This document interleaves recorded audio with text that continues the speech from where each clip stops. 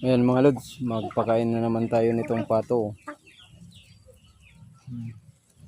Pakainin na naman natin ng panghapunan itong mga alaga natin na manok, pato.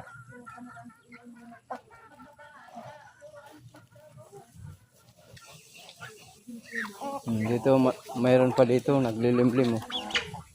Yan oh, dami diyang itlog na paglilimliman oh. Dami. 20 yata yan na itlog.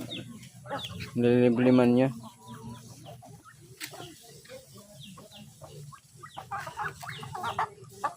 Dami yan oh.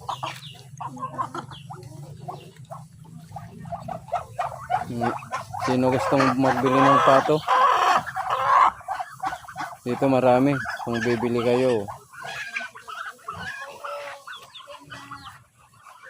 Text na lang kayo kung gusto kayong bumili ng pato.